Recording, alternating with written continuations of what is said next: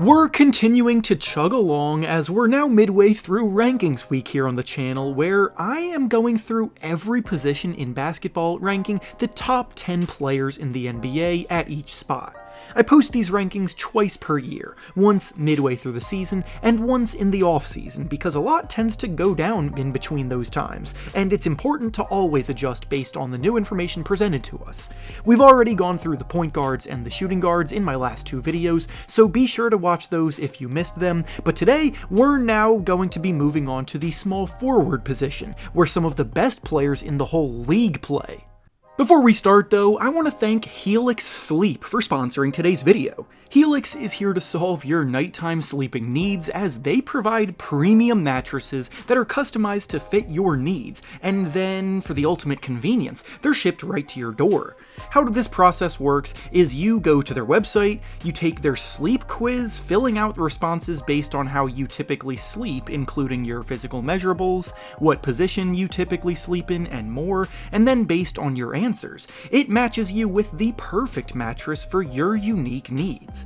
When I took the quiz, I was matched with the Helix Dusk mattress and have been sleeping well on it ever since. I personally am a stomach sleeper who likes an average amount of firmness, and I can assure you that the Helix Dusk has been a perfect match for my needs. I've had it for a few weeks now and have been having the most quality comfort of sleep compared to my old mattress, and the fact that I sleep through the night regularly now, unlike before, is an obvious plus.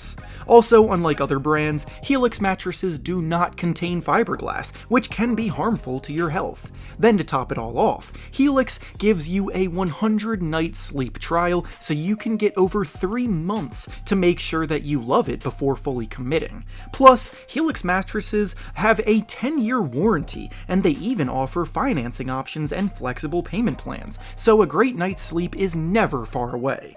I love my Helix mattress. I think you would too. If you're looking for a new bed, check out Helix Sleep. You can click the link down below or go to helixsleep.com/hoopsreference to get 20% off your Helix mattress, plus 2 free pillows. Once again, thank you to Helix Sleep for sponsoring the video. Now let's get back to the topic at hand. Before we get into the top 10, we'll start with a few honorable mentions that just missed the cut, and the players that fall into this category are Chris Middleton, Jaden McDaniels, and Franz Wagner. Chris Middleton is obviously a player with all-star talent, and at his best ranks firmly in the top 10, but that was pre-injury, and last year when he returned to the court, he was noticeably not the same player that he was before. He did start to look like his former self as the season progressed though, so by mid-season of my installment in this series, he could shoot right back up into the top 10, but for now he needs to show that he can get back to that level for a full year. Then Jaden McDaniels and Franz Wagner are two of the most promising young guys at the position, with McDaniels being a dominant defender and budding creator, and Wagner being one of the most well-balanced wings in the league already. Now, to start things off at number 10, we have OG Anunoby of the Toronto Raptors.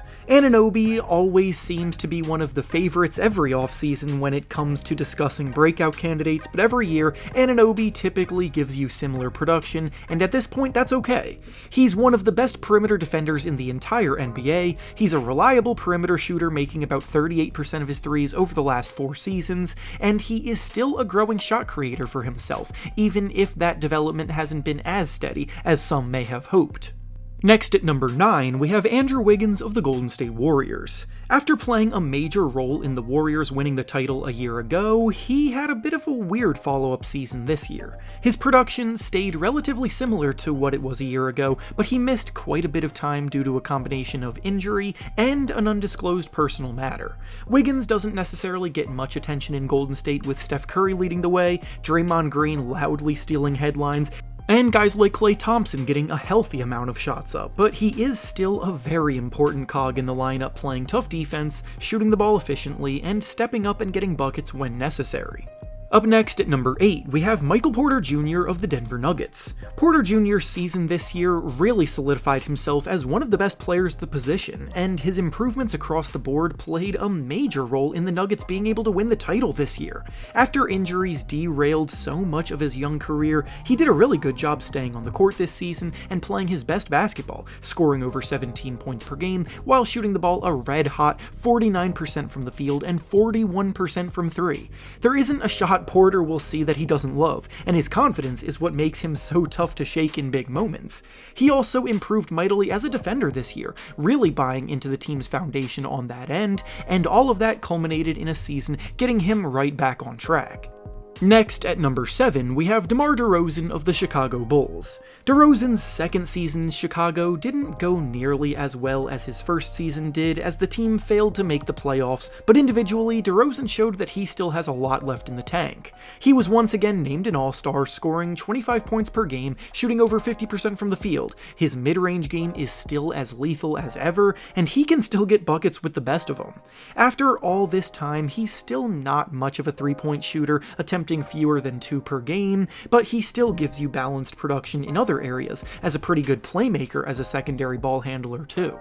Up next at number 6, we have Mikal Bridges of the Brooklyn Nets. Bridges has been a steady riser up this list over the last few years because of his stout defense that has led to him being named to the all-defense team, and his offensive game that has improved every year as well. He could occasionally flash his ability to create his own shot off the dribble in Phoenix, but primarily he was used as a cutter and spot-up shooter, playing alongside Devin Booker and Chris Paul. But when he got traded to Brooklyn, he was fully unleashed, and now looks like one of the most complete two-way wings in the entire NBA. After getting traded to the Nets, he was averaging an efficient 26 points per game for the rest of the season, which is the kind of production that absolutely needs to be taken seriously, because now he could emerge as an all-star as soon as next year. Next up at number 5, we have Brandon Ingram of the New Orleans Pelicans. Ingram's best season in the NBA so far unfortunately flew under the radar a bit because of how much of a mess the team around him was this season. The team started red hot, sitting atop the Western Conference standings early on in the season, but then the injury bug struck and the team fell hard from grace. Through it all though, Ingram posted a career-high 25 points per game, and he did it shooting the ball better from the field and from 3 than he had the prior 2 seasons. Ingram is really coming into his own now and is ready to be a perennial all-star leading a playoff team. He just needs some consistency around him. Next at number 4, we have Kawhi Leonard of the Los Angeles Clippers. Kawhi at full strength is a superstar in the league, but health has plagued him for a while now. He tore his ACL 2 years ago and missed the entire 2022 season, so when he returned to the court this year, he naturally got off to a bit of a slow start. Near the end of the season, he was progressing nicely, looking like his old self again, and when the playoffs came, he dominated, scoring over 30 points in the first 2 games of their first-round playoff series. But then, unfortunately, he suffered another injury, forcing him to miss the rest of that series. Kawhi is good enough to rank much closer to the top of this list, but I can't in good faith rank him above the guys I have in the top 3 because of these concerns. Next up at number 3 now, we have Jimmy Butler of the Miami Heat. Butler is one of the toughest players to rank because he really does become a different player when the playoffs roll around. In the regular season, he seems to be coasting at this point in his career, then in the playoffs, he has moments where he looks like the best player in the whole league. He dominated the 1-seed Milwaukee Bucks to knock them out in the first round, he continued to play steady basketball, helping his 8-seeded Heat advance all the way to the NBA Finals, and his ability to rise when the lights are brightest cannot be emphasized enough. Up next, at number 2, we have LeBron James of the Los Angeles Lakers. LeBron, even at 38 years old, is still producing at an unreal level. He's coming off of a year where he averaged 29 points, 8 rebounds, and 7 assists per game, and when the team around him got revamped at the trade deadline, he proved he could still lead a contender, as his 7-seed Lakers advanced all the way to the conference finals. His jumper is the one thing that I would say needs to get back on track in order to extend his dominance even further, but besides that, he still somehow hasn't slowed down one bit. And finally, the #1 small forward in the NBA right now is Jayson Tatum of the Boston Celtics. Tatum's been on the brink of superstardom for a while, and this year, he probably broke through that barrier in a strong way. He averaged 30 points per game this season, he was the driving force of the team's offense, and he had an incredible 50-point game in Game 7 to advance to the conference finals. The top 3 small forwards are very close to each other, and the top spot right now is by no means locked in, so Tatum needs to continue this level of play to hold it down, with LeBron coming back on a mission next year and Jimmy Butler's playoff heroics being what sent him and his team home in the playoffs this year.